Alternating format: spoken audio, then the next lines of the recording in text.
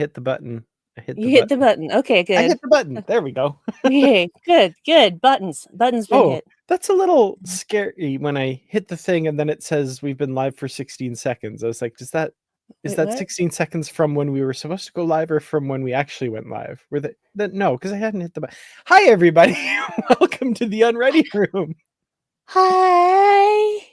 I'm Dan Gunther. Welcome to the Unready room with me, of course, as always, Brandi Jackola. Brandi, you're looking festive, of course. Thank you. Got my third Star Trek sweater on, going with the Very cool. Christmas tree Delta. This one actually says Merry Trekmas as Here, I well. got it. There we go. Now you can Oh, really oh, show oh, off yes. See the Delta that is Christmas cool. tree. And, if I tug it up, yeah, there we go. Merry Trekmas. Now, I didn't show you anything you haven't already seen, so That's awesome. Very, very cool. Well, we are here today to talk about the final episode for now of Star Trek Lower Decks. I'm entertaining a glimmer of hope that it's the final episode for now, maybe something in the future. But anyway, the final episode of Star Trek Lower Decks, season 5. The New Next Generation is the name of the episode. And yeah, it's going to be a fun discussion. It's going to be a sad discussion, but it's going to be mostly fun, I promise. Because this was a really fun episode, as Lower Decks is supposed to be, as it is meant to be, and it was a heck of a lot of fun to watch. So it's going to be just as much fun to talk about, I think. So yeah. Yes, definitely. So hi everybody in the comments. I see a lot of the regulars, of course. Matthew and Dave, of course. Tristan, you made it. I'm glad to see you for sure. Ricky, hi. And Patrick, hey, welcome. Really happy to see everybody here. Thank you so much for joining, and thanks everybody who's watching later. We really appreciate you as well. Tristan, I really want to hear about your D&D time at some point. Sapok Sarekson is the name of your Spock sort of with the serial numbers filed off character. I love it. I definitely want to hear about that. Me too. Yeah, absolutely. I love the name, by the way. That was wonderful. Agree. Well done. Yes. So yeah, let's get into this episode, I guess. I keep kind of wanting to delay things because like Picard, right? I don't want the game to end. Yep. Yeah, so we start with a previously on, and we get bits from throughout the whole season telling us what's going to be focused on, and some of those running threads that we might not have thought of as really important things, one of which, of course, that comes to a head is Rutherford and his implant, which we'll talk a bit about. But also things like the sort of competition between T'Lyn and Tendi, and of course the Fishers and the multiverse thing going on. But also Ma and Malor, the Klingon brothers that we've been spending a little bit of time with this season. They come into it here as well. So that's where the episode proper starts, is with these Klingons. And the ship nerd in me is really excited because we get a kind of new Klingon bird of prey, which, as gets commented on in this episode, is not something that happens very often with the Klingon fleet. Very much not. And then, of course, also, can we talk about the Chihuahua Targ? Little apple-headed Chihuahua Targ. Oh my god. It's like every Chihuahua, it thinks it's a full-grown Targ. Yes. And acts like it's a full-grown Targ. Barks like it's a full-grown Targ. And repeatedly gets thrown across the bridge by what's her name? Relga. Yeah. But yeah, that new bird of prey, right? With the dual wing design in the front that kind of looked like one of the ships from Enterprise almost. I really liked that design. That was cool. Yes. Master Replica, no, not Master Fan Home. Make that chip. Yes, there you go. Absolutely. So yeah, we've got the rift opens up on them, and the one part that I think we have to comment on is the one ship that gets caught in it turns into a discovery bird of prey. And Mhm. um that was interesting. The one thing I'll say is I hope it's not fodder for the people saying, see, that Discovery's a different universe. Burr, burr, burr. You shut up. It was a fun visual gag. I liked it. Yeah, but didn't you notice the captain turning into Laurel? Hmm. Well, that style of Klingon, yeah. I mean, it was her outfit and Yeah. everything. Yeah. Her That skin was color, all of it. Very nice. Very nice. yeah. Well done. Uh yeah.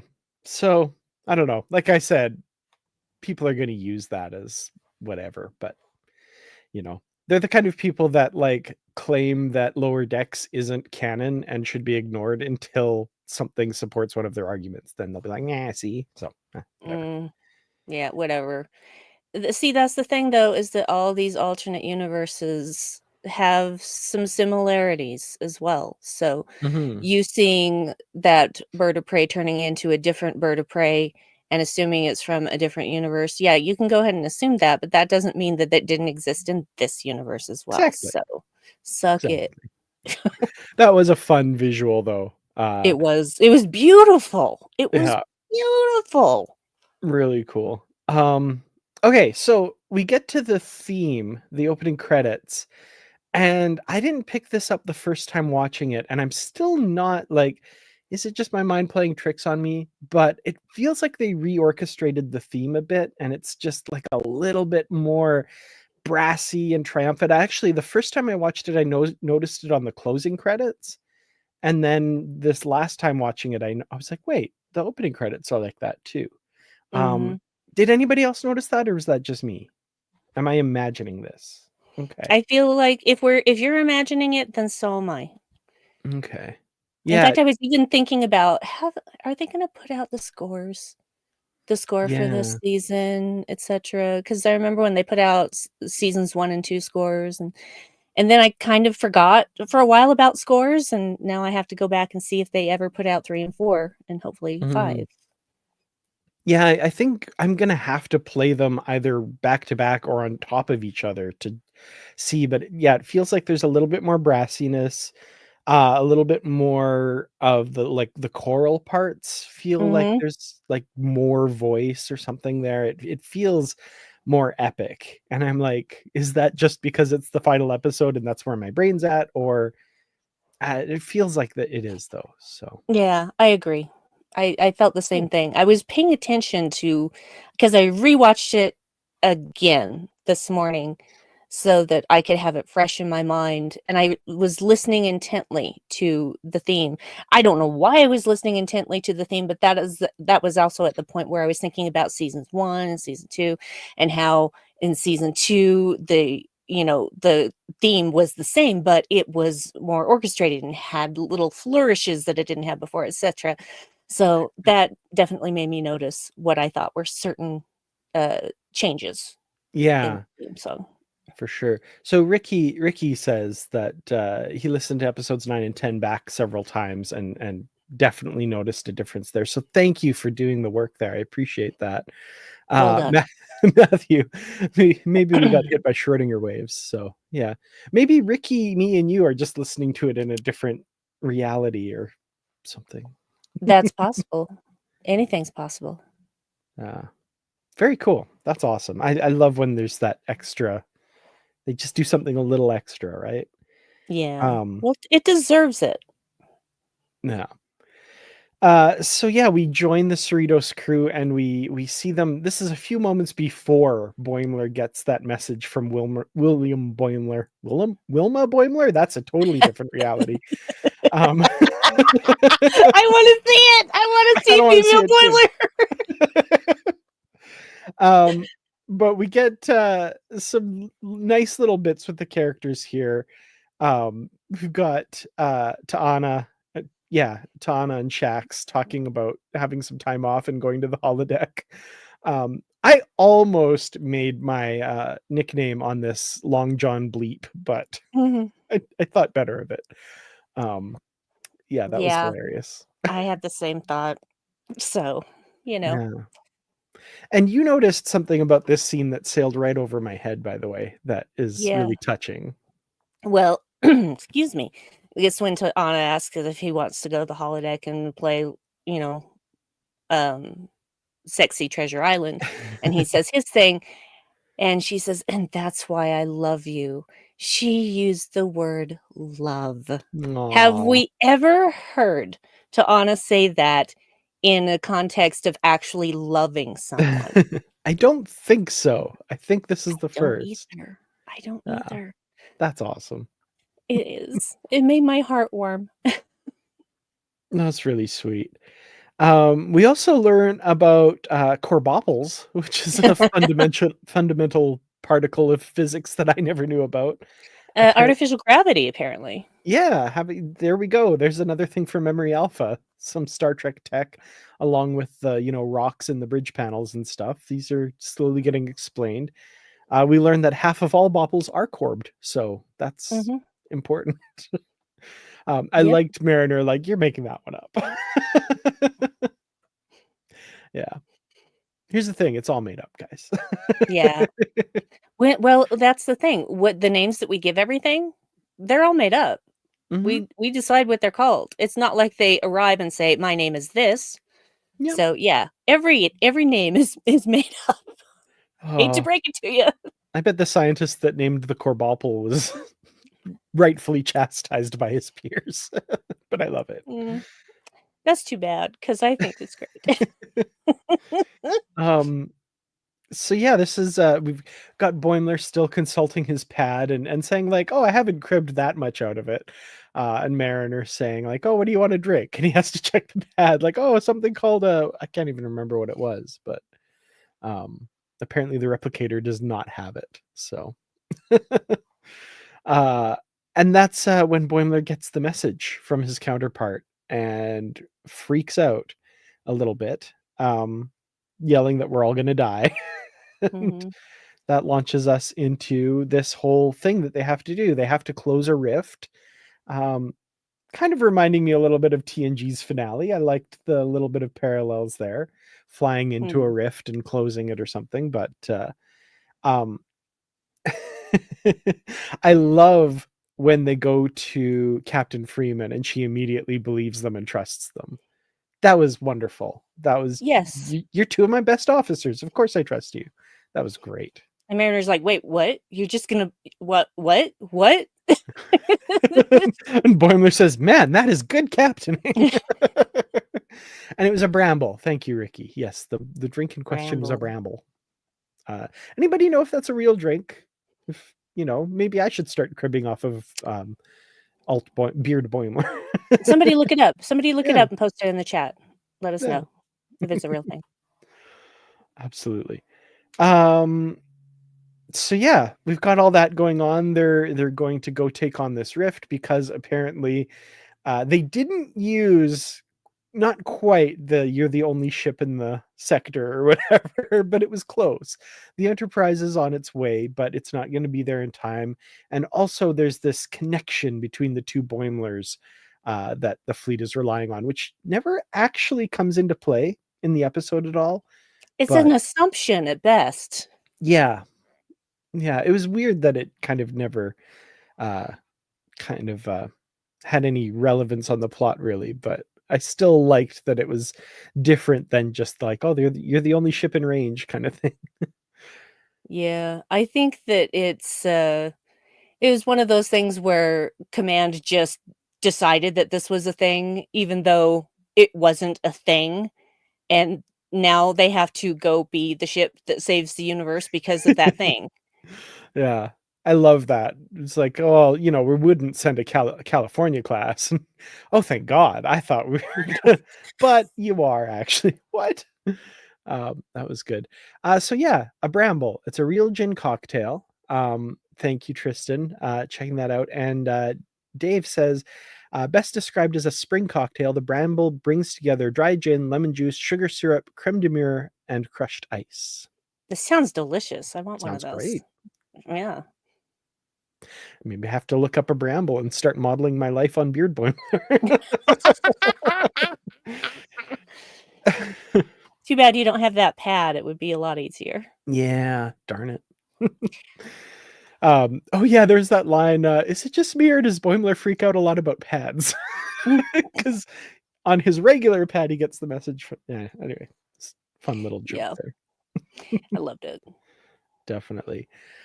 So they have some shield updates for the Cerritos that should protect them from the Schrodinger field that surrounds the anomaly, which I love that. Well named. I love that Mhm. because see that was the whole thing. Schrodinger basically changed quantum mechanics forever. Because Mhm. before it was just like, oh, if the cat is in the box and it's both live and dead at the same time, and Schrodinger's like, nah, nah. It's one or the other, but you don't know what it is until you observe it. And Yeah. all of these random things can happen to that cat, but there's still only two options of whether it's alive or dead. And it's Mhm. never both at the same time. Yep, absolutely. Except in this case, Yeah. there's some things happening at the same, but anyway, we'll get there. Um, these shield updates, though, they might not protect the hull. Of course, because let us use the beauty of animation to show as many different classes of starships as we possibly can. Yep, absolutely. Oh, that was a missed opportunity. Darn it. Oh, yeah, even just like, wait, am I alive or dead? That would have been great. Oh, that's a missed opportunity for sure. Way to go, Ricky. Very Yeah, good, very good. that is awesome. So meanwhile, while all of this is happening, they're trying to get the Cerritos ready for this mission. This is when Ma and Malor show up in their ship, requesting asylum. Well, I guess Malor is. Ma Mhm. is not really up for that, but yeah, they're going to request asylum because they've been attacked by Relga and her forces, and they take them aboard. And then we have the whole thing with the when Relga shows up to claim them, we have that message from Starfleet, Mm. which I'm a little bit like, I know there's a lot going on and a lot of things happening, but Freeman should have been a lot more suspicious of that from the off than she was, I think. Well, Mariner was. That's for dang No, sure. Mariner was, and also Ransom was, which was Yeah. good. But I feel like Captain Freeman should have, I don't know, been a little bit more suspicious of that. But that's okay. It's got to serve the plot, right? Yeah, well, and at the same time, she probably might have thought it was suspicious. Probably might have. She probably did think it was suspicious, but that isn't what the point of this is. The point is she's the Mhm. captain and she has to make these decisions. And yeah, I love that Jack is the one that basically frees her up to do her job Mhm. by hiding Malor. But we'll get to that. But yeah, it's one of those things where I'm like, that absolutely is not Admiral Freeman. I mean, Mhm. absolutely is not. Have you noticed too that Relga doesn't have a boob window? I'm very proud of that. No boob window in her uniform. Mm-mm. Huh. I didn't notice. That's interesting. Yeah, I was looking because it still happens in Mhm. animation, but not with Relga. She is done with boob windows, and more power to her. Yeah. Oh, that's good observation. I didn't notice that. Um, so we've got a couple different stories going on here. Like I mentioned, Rutherford is having his implant trouble, and he's falling out of love with the Cerritos, it seems. No, say it isn't so. I was a little sad. I was I was probably maybe my least favorite part of the episode just because like it didn't come out of nowhere. We did see the building of the story through the season, but it did I don't want. I want to put this charitably, but it's like they had the board with like we have to have something for everybody to do in the final episode, and it was kind of like, well, I guess we can have them do this. I don't know. It seemed a little weird, out of character a bit, but I ultimately I liked where it ended up. But Yeah. I don't know. What were your thoughts? Um, well, I thought, I had forgotten about how early in the season he was having trouble with the implant interfacing with Cerritos systems, and I kind of just brushed it aside until the episode 9, and I'm just like, there Mhm. is a reason for this. There is something to this. I just don't understand what it is. Yeah, that's when And he blasts Boimler's hair with it, right? yeah. Yeah, it Yeah. just and I just thought I can understand his frustration actually, because when you know how something is supposed to work and it doesn't work that way, Mhm. it can be extremely, extremely frustrating.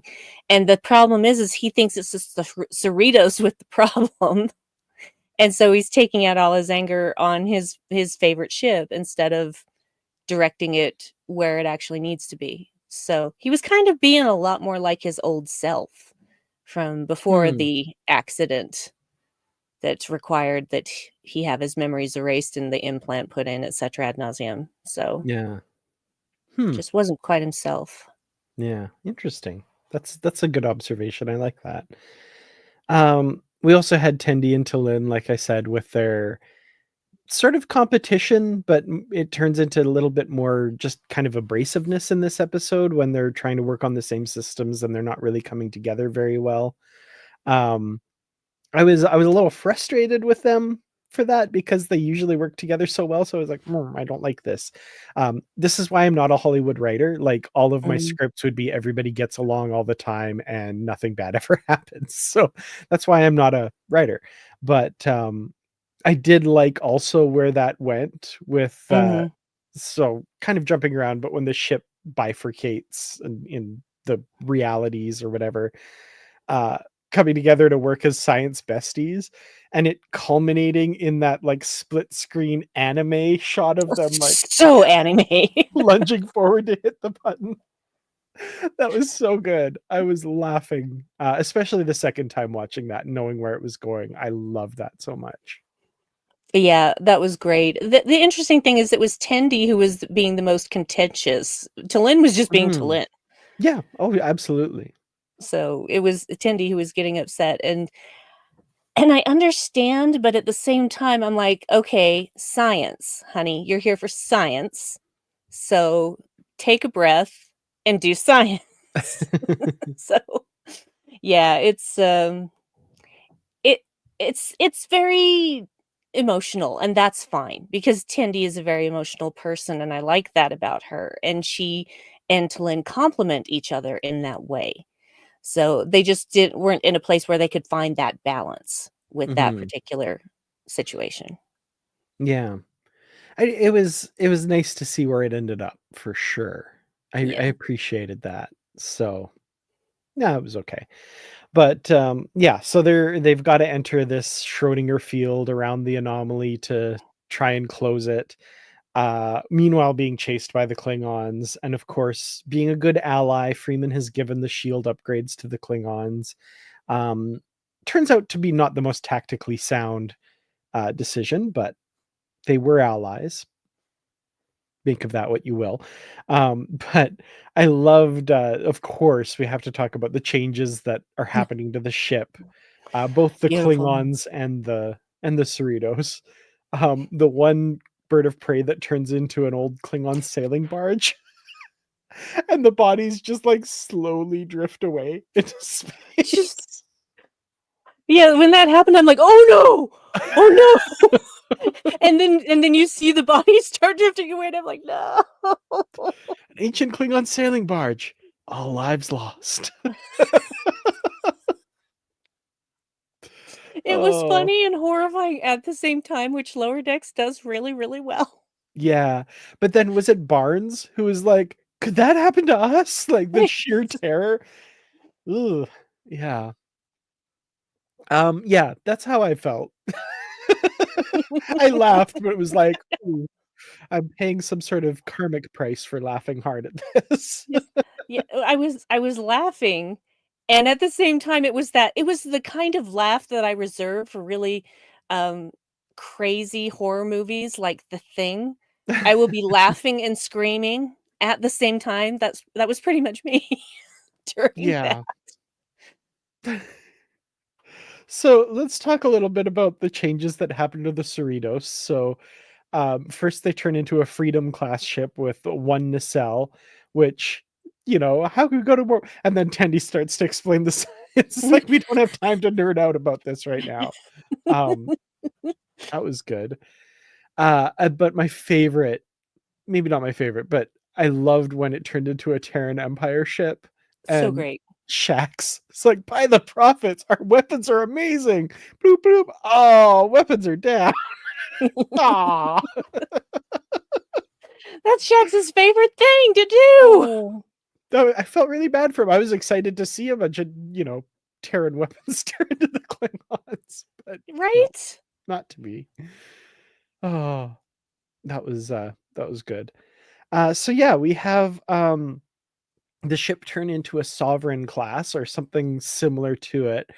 And I liked this moment because Freeman, well, they're like, oh, we've gone all sovereign class. And Freeman says, well, I'll have to take it, which Yep. goes way back to early in the season. She does not want her ship looking all sovereign class when it gets Mhm. refit, right? So, yeah, she doesn't Yep. like the sovereign class. But I liked that moment because it was like they can't wait around for the Enterprise, so they're just going to become an Enterprise. Mhm. I like that. But in pretty short order, they become an Oberth class, a Galaxy class, Miranda class. They're just zipping through all these different things until finally they become just the Cerritos again, which Yeah.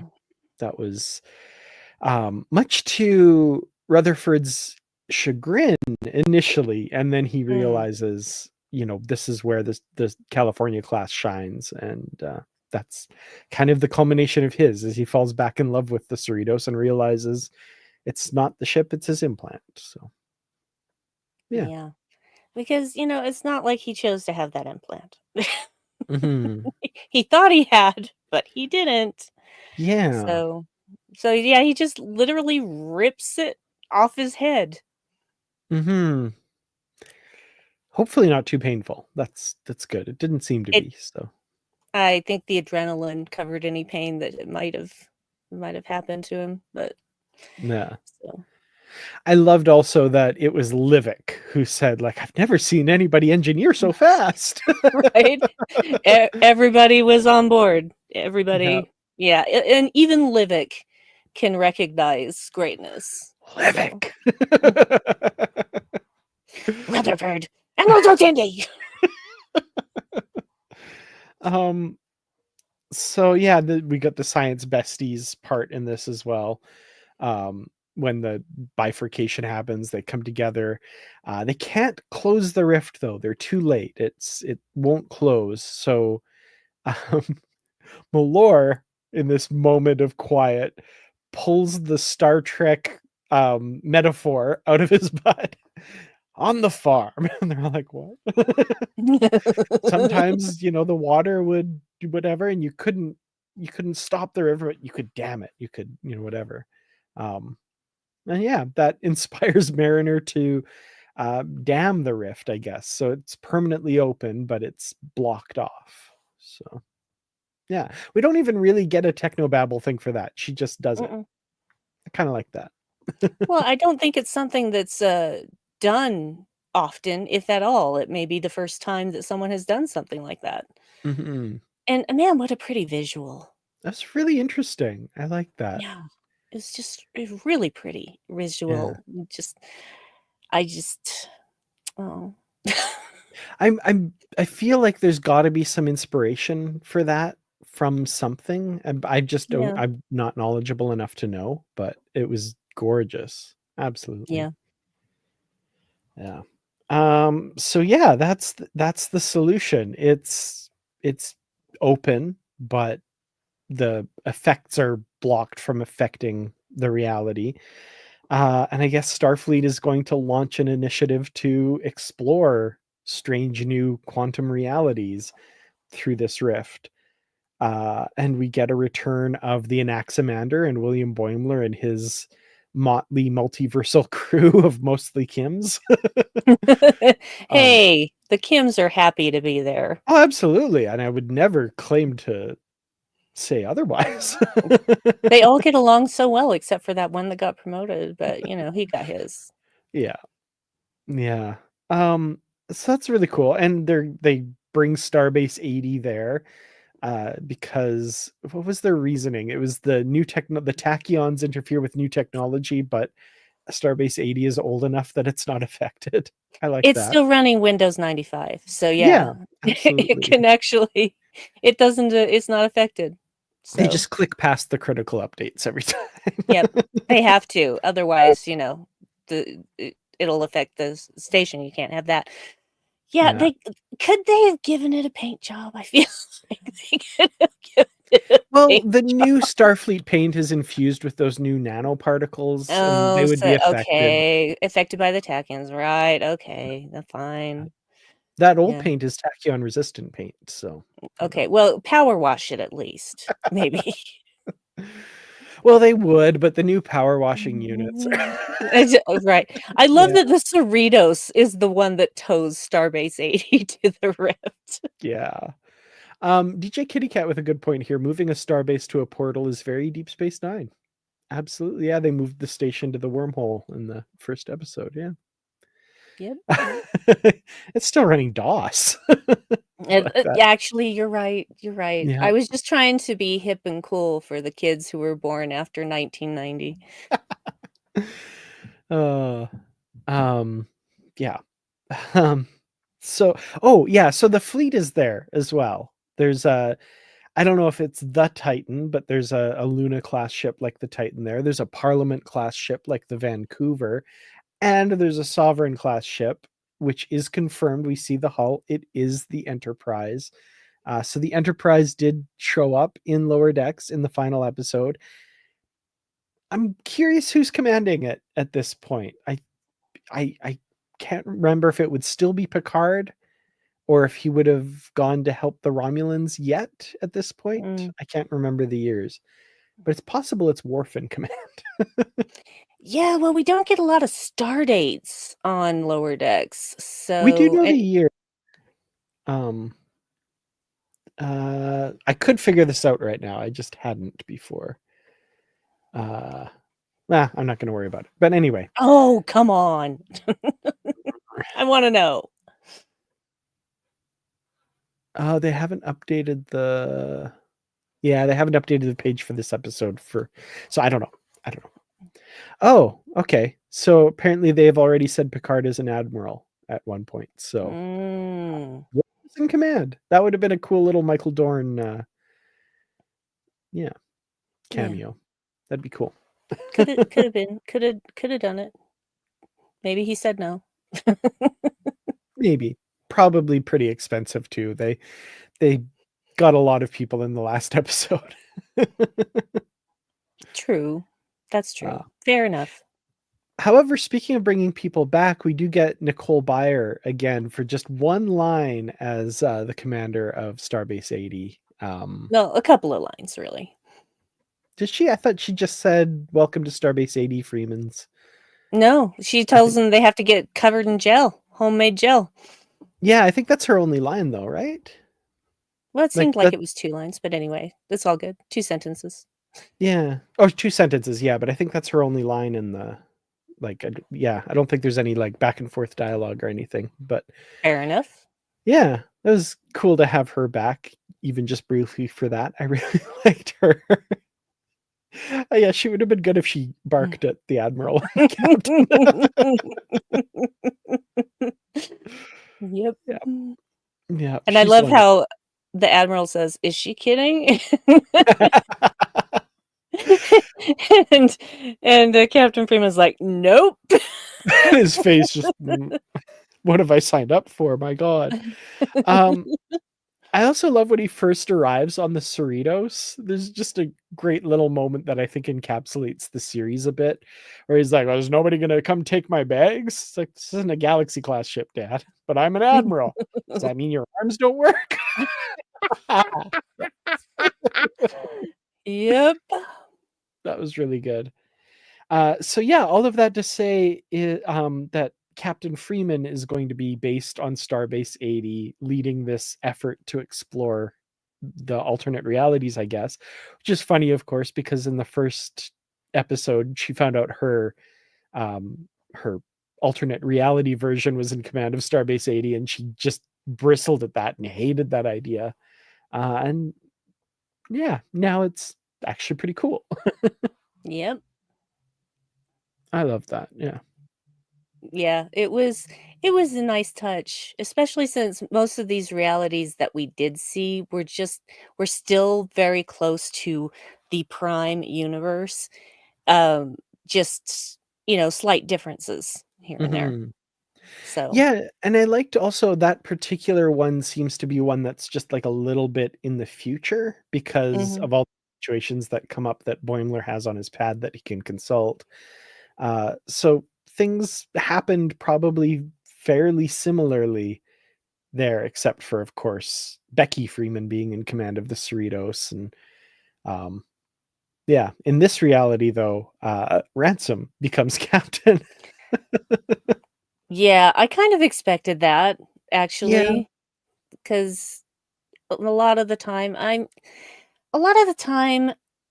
would think, and, Star Trek is a made up thing, but I would think that if you have your captain leaving, you would want someone familiar with the ship and with the crew to be the next captain. So, Mhm. I am glad and also horrified that it's Yeah. Um, I'm also worried about all the lower deckers that he's purposefully made think he's a complete buffoon. Mhm. Doesn't inspire confidence, but he's probably gonna have to change that a little bit now because he's Yeah, not the first officer anymore, he's the captain.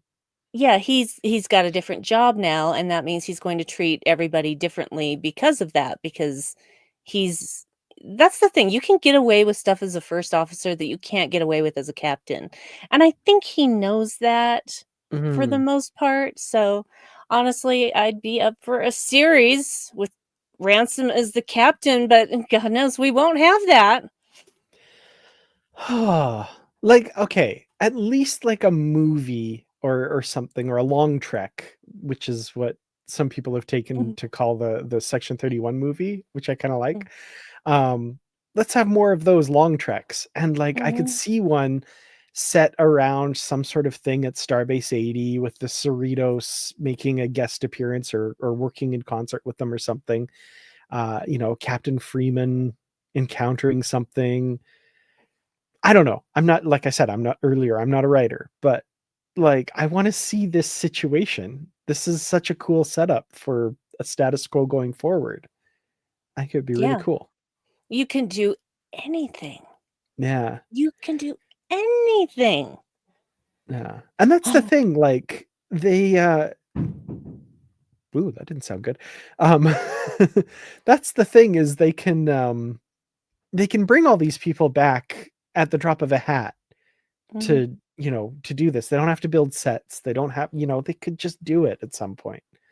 So I think the possibility is there. I don't I don't know. Yeah. I just hope someone else sees the value of this series and that it shouldn't have been cut short. Mhm. So people say, "Oh, it's 5 seasons." Yes, but that's only 50 episodes. I need Yeah. 1,000 episodes, please. Yes, absolutely. Okay, let's talk about some of the stuff at the end. So we've got Freeman leaving, we've got Ransom being the captain. Rutherford has now permanently removed his implant, and he's very much organic, much to his distaste. But Mhm. um, my favorite bit here, of course, is Rutherford saying something. or no, Tendi said Rutherford looks very handsome, and he gets very embarrassed and starts freaking out. And Talin says, "I was not aware that you were in a romantic relationship." And Tendi's, "Oh, we're not. We're just friends." And Rutherford's freaking out, and all of this happens. He gets embarrassed, and Talin just raises a brow after all of this and says, "Clearly, I was mistaken." I love that. Yeah, she was not mistaken. She knows it. We all know it. But Mm-hmm. it's funny that he doesn't have the implant to regulate those emotional responses that translate Yes. into physical responses. Ooh, wow. I want to see that Rutherford. Mm-hmm. That's what I mean. Like, they're setting up such a cool status quo to explore some new stuff. But Yeah. um, yeah, Talin's eyebrow raise when she says, "Clearly, I'm mistaken," is doing a lot of heavy lifting there. She knows. Yes. Sarcasm. Mm-hmm. The best weapon of the Vulcans. I also loved Mariner's monologue about the Cerritos and the crew and Mm. all of that. That was wonderful. Um, Captain Ransom telling Rutherford that a little birdie told him that he did some good upgrades. Was it Dr. Miglimo? Yep.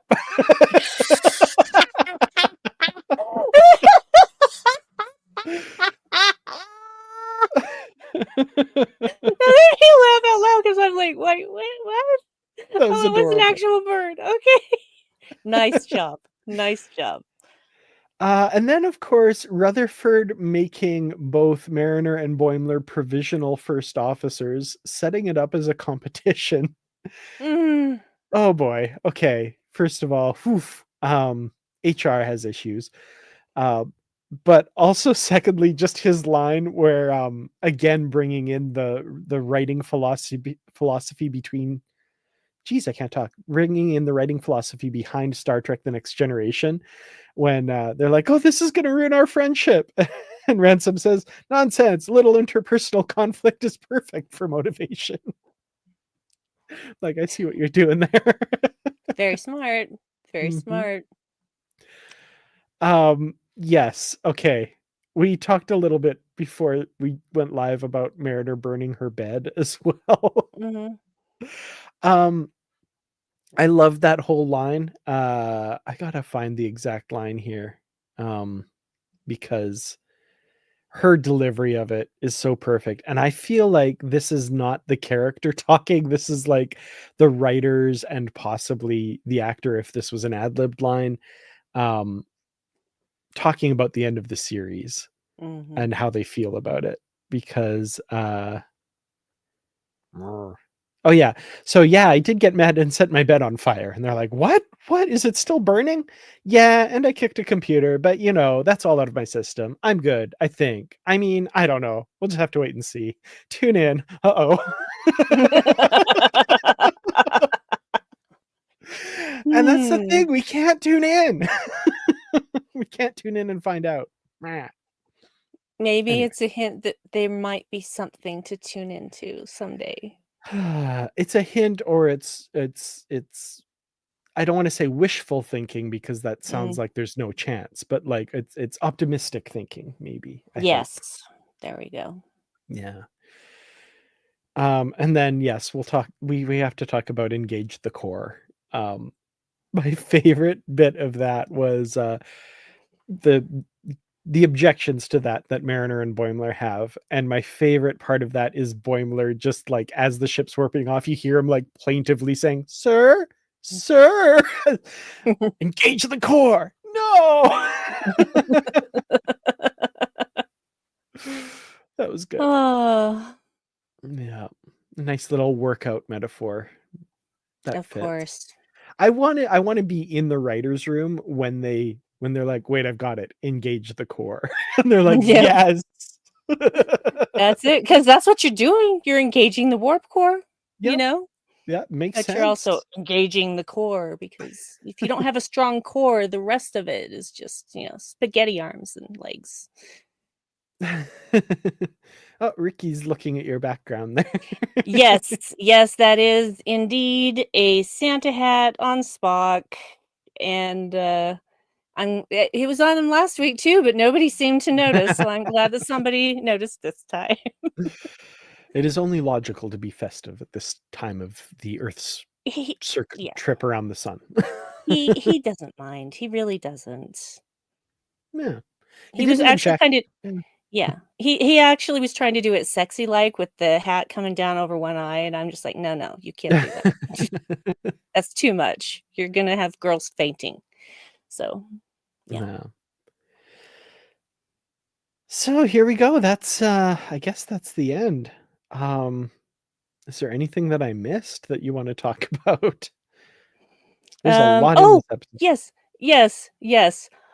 Ollie's floppy lightning Oh bolt yes, saving the day. absolutely. Yeah, I loved the return of Ollie to take down the shields with her floppy lightning bolt. That was really good. Yeah, I was happy to see her again. It was perfect for Yeah, and she was so excited. I did it, Mr. Phillips. her. Yeah, that was a return that I didn't mind at all because she was in her element, Mhm. literally and figuratively. She was in a place where she wanted to work, and she was able to do something that no one else on the ship could do. And her very Kamehameha stance when she's about to throw it.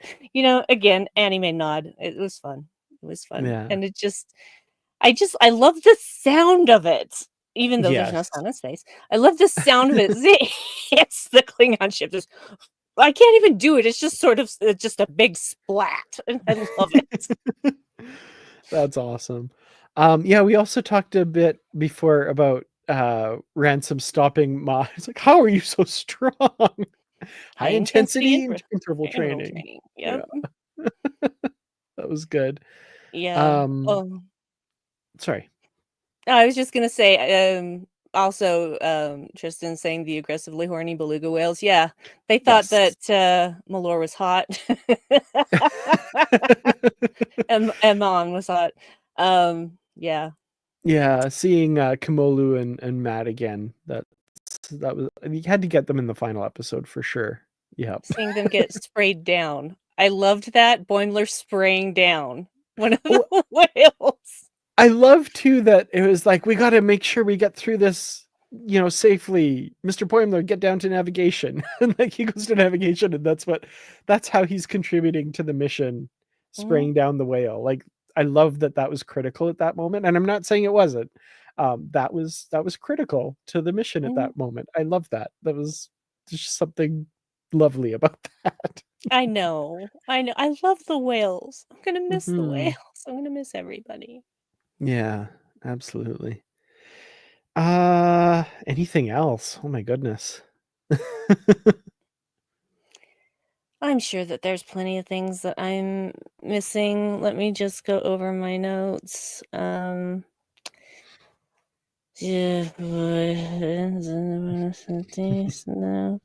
Oh, I did love uh when they hug Malor. So Klingons do not hug, and then Ma Come comes and on. hugs them both. We do now. That was funny. Maaz, That the one was, that does the yeah. hugging. And that was like a direct call out to Worf's Klingons do not whatever. Mhm. Klingons do not laugh. Yeah, they do. You don't laugh. Yeah, well, that's listen to our latest episode of Shield Podulation to find out our views on what Worf thinks the Klingons do and do not do. I'm looking forward to that. That's awesome. Um yeah, the description of Malor as a rural Klingon. I love. Have you seen a rural Klingon come through here? I like that. Well, that's fair. Yeah, that's fair. He's definitely not a city boy. No.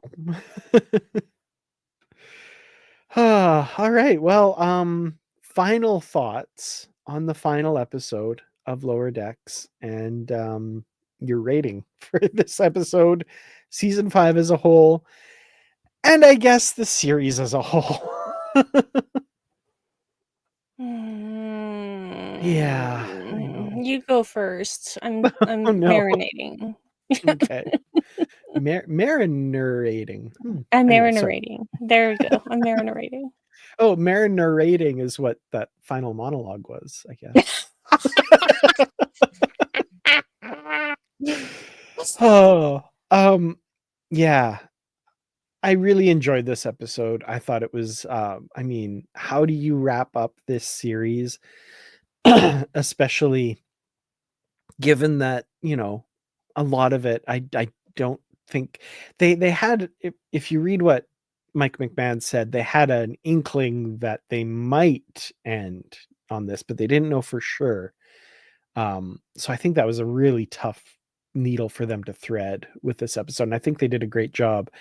I was reading Keith DeCandido's um, review of this episode, and he called it, and I have a hard time disagreeing with him, really. He called it the best series finale Star Trek has ever done. And like, if you compare them, like the Mhm. original series and animated series, obviously not meant to be series finales, just episodes. One of them is objectively terrible. Um, Next Generation is the only one I would say comes really close, maybe. And there would be a good competition between them. I love All Good Things. Um, what You Leave Behind, I love Deep Space Nine. I think that finale has some big flaws in it that annoy me because I love Mhm. Deep Space Nine so much. Voyager's finale, I was not impressed with at all. Enterprise's finale, I don't need to talk about it all. It Um, didn't happen. no. That's Um, how I talk about it. Discovery's finale was a really good episode. It was a really good season finale with a little bit of series finale tacked onto the end. Let's be honest. That's not their fault. That's Mhm. the studio's fault. Yep, Um, and Picard's finale was pretty good. I really liked it. There's some great stuff in there, but there this is. one this one is very, very good. Like, as far as ending it on a really interesting note, but at the same time still having it open for more adventures, hopefully, fingers crossed, somehow. Um, I think it can't be beat. Like, it's tough. It's right up there. It's definitely and this series is one of the best things to happen to Star Trek ever. And I'm not I don't think I'm overstating that. Mhm. Um, as a longtime Star Trek fan, as the fan for whom those jokes that, only a few people are going to get, as one of the fans for whom that was written, I love this series so much. I love the actors, I love the performances, I love the writing, I love the heart that goes into it. It's never making fun of Star Trek. It's celebrating Star Trek in a way that is truly appreciated by the people who absolutely love Star Trek. Um, and that includes the people that work on it. So, uh, I give it one absolutely gorgeous sovereign class, Cerritos, who, despite what Captain Freeman thinks of it, I think is absolutely lovely. And I would love a model of it to go next to the Enterprise sovereign class here. So, yeah. Yeah. I'm sure I have a lot more to say, but I will let you speak now because I don't. Ah, my words are. You mean you're gonna let me cry now? Because that's what I'm gonna do. I'm holding it together, but barely. Yeah. I I hate when something ends before its time, and that happened to Discovery, and that's happening to Lower Decks, and it's it was a really big blow because to have those both happen in basically the same year. That's it's hard enough to say goodbye to one, especially the one that started this new golden age of Star Trek. And then to have what might be the most Star Trek series, which I really think it is. It is the most Star Trek series out of all the series because it honors what came before and it shows us also what's possible. And it's stuff that you couldn't do in live action. You couldn't have done it in live action. Um, I mean, yeah, you could, but it just I love the animated form of it because it makes you just believe that we can do anything in this universe and now all the other universes too. Mhm. So losing it is a really big blow and I haven't confronted my feelings until now. So you guys get the brunt of that. Congratulations, Brandi cries again. So I'm really angry. I'm really, Mhm. really angry. I hope you're right, Bruce. I really hope you're right that we'll get a movie. I want movies. I Yeah. want one a year. Give me a Lower Decks movie every year and I'll shut up.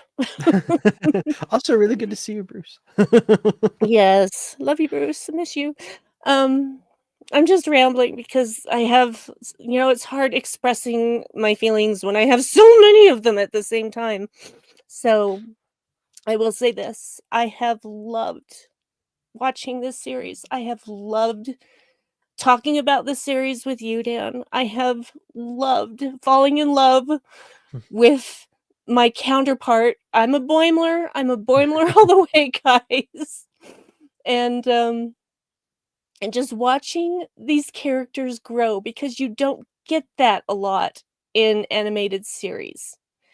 At least you didn't until I think probably the last maybe 10 years that started to actually be a thing where it's not just these people are just the same all the time. It's like the Voyager reset button and it just nothing changes. But they changed, they grew up, they got promoted.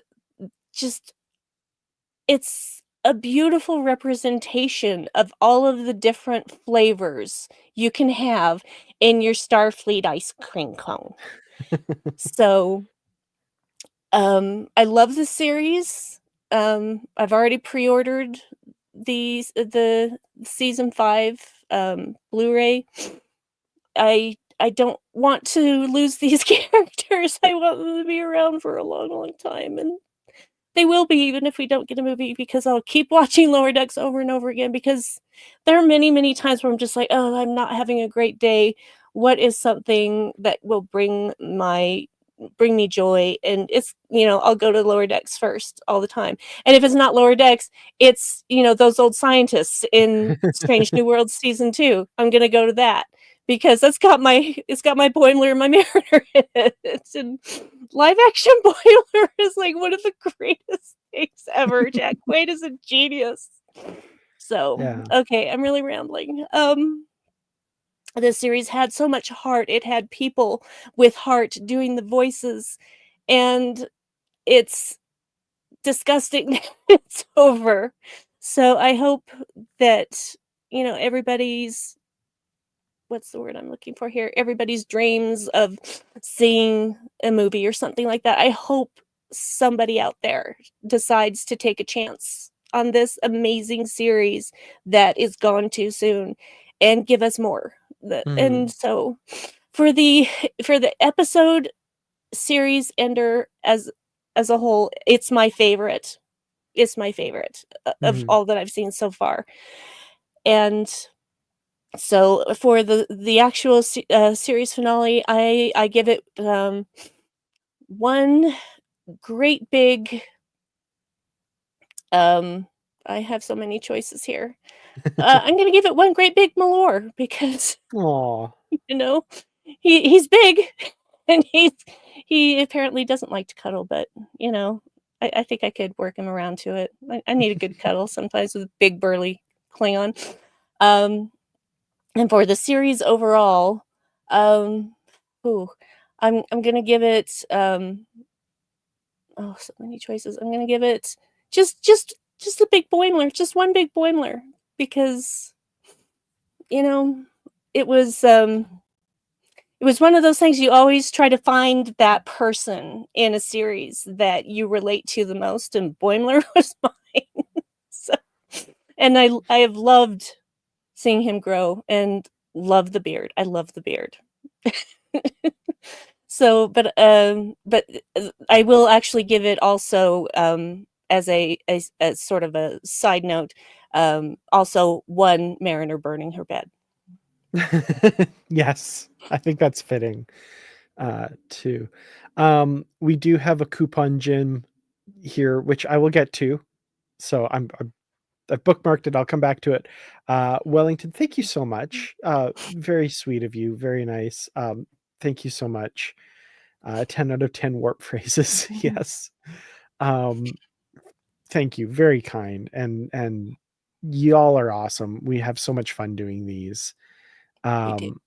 Donnie has a rating 10 out of 10 for the new Next Generation entire final season, 9.75 out of 10 for the entire 5-season run. That is a great rating. Very nice. Yes, it is. And I agree with your rating. Well done. Yeah, absolutely. Very, very cool. Here we go. Tristan. Coupon Jim says, you can't stop these incredible bargains any more than you can stop the suns from setting. Oh my god. Because I really needed that. Love it. My face is all wet now. Yeah, friendship. Yeah, we need, and yes, the proper way to do that is with the yeah, absolutely. because he's a Boimler too. Oh, that's wonderful. Bruce says he was having lower decks dreams last night. I woke up with a theme in my head. That theme just is frequently in my head as well. It's so good, so catchy. It is so good. One of the best. I noticed earlier on. Sorry, I grabbed Thar's hammer. What a thing! Oh my god. Don't you be bringing that into my Star Trek? I'm kidding. I'm kidding. Bruce's rating 2 out of 2 science officers as well. I like that. Yep. 2 out of 2 science officers, 2 out of 2 first officers. Doing a lot of doubling up on the. If it did bifurcate again, they would have enough crews for both ships. Yeah, it would work. It would work. I love it. Dave asked earlier, are we doing section 31? Yes, absolutely. We will be doing an Unready Room episode for section 31. So that comes out on January 24th, which is a Friday. So I don't see why we don't just do it on the 25th, the day after. I think Saturday's been working well for us. I'll be sure to keep that day free. And yeah, we'll do Star Trek Section 31 then. That's the next Star Trek we have to look forward to. And then after that, of course, Strange New Worlds Season 3. And then after that, Starfleet Academy sometime way in the future. And who knows what else. Hopefully other stuff too. So yeah. It's like waiting for the next Fallout 5 game. Oof. Yeah. They announced a couple of days ago, sometime this decade. Because they got to do Elder Scrolls 6 first. Thanks, Bethesda. Wow. Anyway, sorry. if you don't know video games, that means nothing to you, but yeah. No. Well, until next time, I guess we'll wait around for Shax to detonate the warp core if he really deserves it. But until then, thank you all so much for joining us. Brandi, we've got Mini Boimler joining you as well. I love it. I haven't gotten the pops. Those are awesome. That's cool. I love my Boimler. I have them all. But I love my Boimler. That's great. And how's the podcast going? Shield Podulation. I should ask about that. We have a great time. We've gotten to we've gotten to episode 10, so that's kind of a benchmark apparently in the podcast world. If you last 10 episodes, then you're probably going to stay around for a while.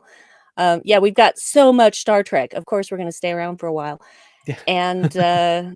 And just as I'm thinking about this, the switch hands because I need this hand. we are doing another next gen episode. Oh. I can't talk to save my life today. I am so sorry. Hang on, let me pull this up here real quick. And I can't remember. I should have written it down. I didn't write it down. Dave, why didn't you let me write it down? Why didn't you tell me? Little Write it down. bit of news there So, as well. That's good to know. yeah. So, um basically, I can't remember because I've pulled up the wrong spreadsheet. That doesn't help. But basically, you will know that what episode title it is, Dan, when I describe it to you. It's that one. It's more Klingon stuff. It's that one Great. where Riker goes and serves on a Klingon ship, A and Matter he of learns. Honor, season Thank you, 2. I like that thank episode. you, thank you. That is all 3 Next Generation episodes that we've done so far have Klingon stuff in them. I love it. So weird. It's so weird. So That's funny. yes. So that's our next one. And we'll have a lot of fun with that. Check in on the most recent episode, which has a lot of Klingon stuff too, because it's Birthright Part 2. Yeah. So people who are really familiar with the episode A Matter of Honor will understand this. My favorite line in that episode is one or both. Yes, I know exactly what you're talking about. Boob windows too. So many boob windows on the Klingon ship. So all right. Well, thank you all so much for joining us. Check out Positively Trek. Still on a little bit of a hiatus. New year, we're going to come back with new episodes. I'm actually meeting with one of my co-hosts tonight. So we have plans in the works, and it's going to be fun. Thank you all so much for joining us. We'll see you in a month's time for Star Trek Section 31. In the meantime, subscribe to this channel. There's other videos coming between now and then as well. So thank you so much. Live long and prosper, sarcastically, of course, because it's Lower Decks. with logs and property. Friendship.